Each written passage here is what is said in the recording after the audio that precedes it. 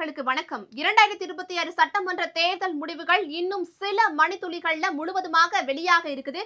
இந்த ஒரு பரபரப்பான சூழல்ல 4 கட்டங்களா தேர்தல் முடிவுகள் வெளியாகி இருக்கு. அது குறித்து நம்ம இன்னைக்கு ஜோதிடர் ஜெயலட்சுமி மேம் அவங்க கிட்ட கலந்துரையாட போறோம். வணக்கம் மேம். வணக்கம்மா. மேம், 2026 சட்டமன்ற தேர்தல் முடிவுகள் 4 கட்டங்களா வெளியாயிருக்கு. பெரும்பான்மையான தமிழ்நாட்டுல நிறைய தொகுதிகள்ல பார்த்தோம்னா தாவேக தான் முன்னிலை வகிக்கிறாங்க. அதிமுக, திமுக வெற்றி பெற வாய்ப்பு இருக்கா மேம்? இல்ல தாவேக தான் வெற்றி பெறுவாங்களா? இப்ப 4 சுற்று முடிவு வந்திருக்குமா. தபால் வாக்குல ஆரம்பிச்சு விறுவிறுன்னு வந்துச்சு திமுக. ஆனா தாவேக, அதிமுக கொஞ்சம் பின்னாடி இருந்தாங்க. அதுக்கப்புறம் டைம் மாற மாற 9 மணிக்கு மேல தாவேக தாமா முன்னிலையில இருக்கு. தாவேக 100 தொகுதிகள் மேல போயிடுச்சு. இப்ப 4 சுற்று எண்ணிருக்காங்க, மொத்தம் 20 சுற்றுக்கு மேல. இப்ப தாவேக 100 தொகுதிக்கு மேல வந்துருச்சு. அதிமுக 65 தொகுதிக்கு மேல வந்துருச்சு. டிஎம்கே ரொம்ப பின்னடைவுல இருக்கு. 34 அமைச்சர்கள்ல 31 அமைச்சர்கள் ரொம்பவே பின்னடைவா இருக்காங்க. ஆமா, திமுக அமைச்சர்கள் ரொம்ப பின்னடைவுல இருக்காங்க. இதுக்கு காரணம் என்னன்னு மக்களுக்கு அவங்க மேல இருந்த வெறுப்பு.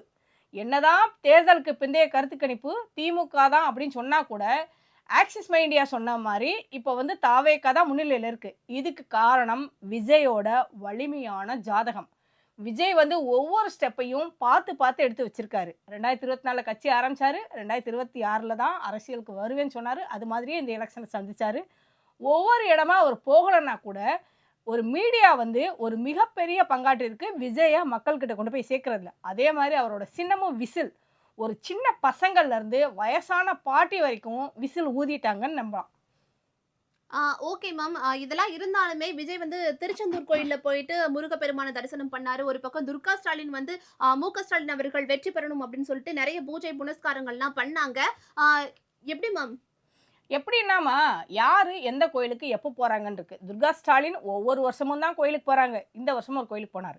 ஆனா விஜய் போனது விஸ்வரூப தரிசனத்தை பார்க்க. விஸ்வரூப தரிசனம் பதவி யோகத்தை தரக்கூடியது. அதுவும் இல்லாம அவர் யாகம் பண்ணியிருக்காரு. அதாவது சத்ரு சம்ஹார யாகம். எதிரிகளை அழிக்கக்கூடிய, எதிரிகளை வெல்லக்கூடிய யாகம். அது சூரசம்ஹாரம் நடந்த இடம். எதிரிகளை முருகப்பெருமான் அழிச்ச இடம். அதனால அவர் ஸ்டெப் பார்த்து எடுத்து வச்சிருக்காரு. அவர் என்னதான் கிறிஸ்துவரா தன்னுடைய பேரை ஜோசப் விஜய்னு சொன்னா கூட முருகப்பெருமானை போய் விஸ்வரூப தரிசனம் பண்ணி வேண்டிட்டு வந்திருக்காரு. அதனால அவருக்கு இந்த அளவுக்கு வெற்றி கிடைச்சிருக்கு. ஸ்டாலினுக்கு கடவுள் நம்பிக்கை கிடையாது, உதயநிதிக்கும் கடவுள் நம்பிக்கை கிடையாது. அவர் மனைவி தன்னுடைய மகனுக்காகவும் தன்னுடைய கணவருக்காகவும் வேண்டிக்கிட்டாலும் இப்போ வரைக்கும் அவங்க பின்னடைவில் தான் இருக்காங்க. பார்க்கலாம், இன்னும் 20 சுற்றுக்கள் இருக்கு. அதுல யாருக்கு வெற்றி கிடைக்குன்னு பார்க்கலாம்.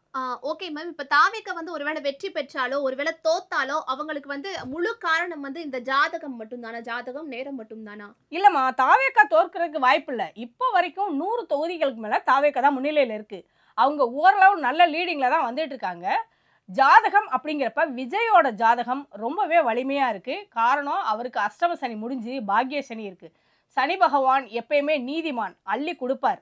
அடுத்த கட்ட நகர்வுக்கு தமிழ்நாட்டை கொண்டு போயிட்டாரு.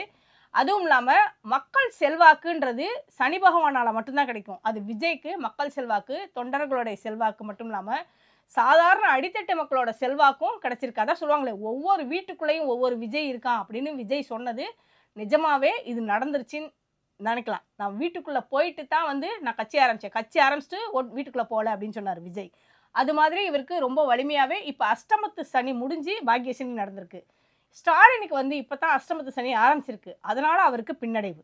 பெரும்பான்மையான இடங்கள்ல விஜய்க்கு ரொம்பவே வெற்றி கிடைக்கும். காரணம் அவருடைய வலிமையான ஜாதகம் தான். Okay ma'am. இப்போ அதிமுக பொதுச் செயலாளர் எடப்பாடி பழனிசாமி அவர்கள் 234 தொகுதிகள்லையும் நேரடியா போய் மக்களை சந்திச்சு நிறைய பிரச்சாரம்லாம் மேற்கொண்டாரு. அவங்களோட மனைவியும் திருச்செந்தூர் கோயில்ல சுவாமி தரிசனம் பண்ண நிறைய வீடியோ காட்சிகளை நம்ம சமூக வலைதளங்கள்ல பார்த்தோம். அது குறித்து சொல்லுங்க மேம். எடப்பாடி பழனிசாமி ஐயா அவர்கள் வெற்றி பெற வாய்ப்பு இருக்கு? அவரோட ஜாதகம் எப்படி இருக்கு? எடப்பாடி பழனிசாமி ஐயாவோட ஜாதகம் ரொம்பவே அருமையான ஜாதகம். அவர் கன்னி லக்னம். அவருக்கு குரு இன்னும் கொஞ்ச நாளா 10ஆம் இடத்துக்கு போறாரு. அவருக்கு பாக்கியஸ்தான குரு பதவி யோகத்தையும் கொடுப்பாரு. அவர் வெற்றி பெறறதுக்கு வாய்ப்பு இருக்கு. ஆனா அவருடைய கட்சி அதிமுக ஆட்சி அமைக்குமா அப்படிங்கிறது கொஞ்சம் சந்தேகம்தான்.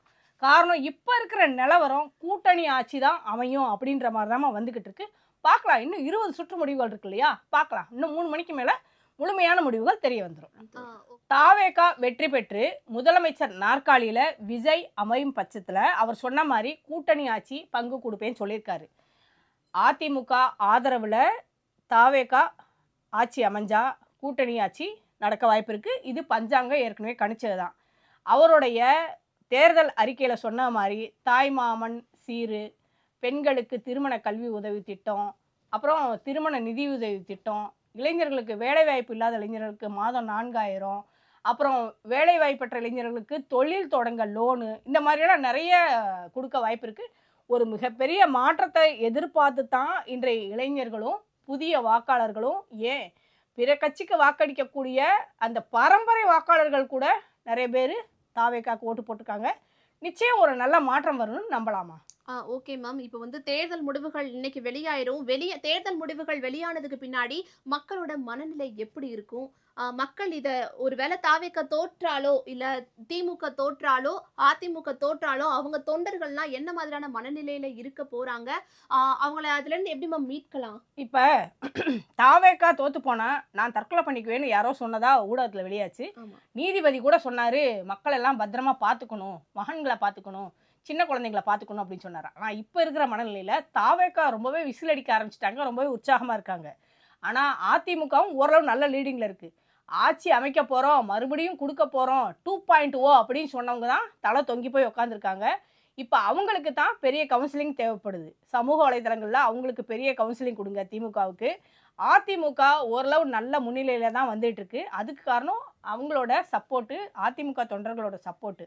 தாவேக்கா இந்த அளவுக்கு வர்ற காரணம் மாற்றத்தை எதிர்பார்த்தா வாக்காளர்கள் ஓட்டு போட்டிருக்காங்க. அதனால தாவேக்கா வந்து ஓரளவு கூட்டணி ஆட்சி அமைய வாய்ப்பு இருக்கு. அதனால நல்லதே நடக்கும்னு நம்புவோம். Okay ma'am. இன்னைக்கு நெறைய விஷயங்கள் எங்க கூட கலந்துரையாடிக்கிட்டீங்க. நன்றி மேம். நன்றிங்க.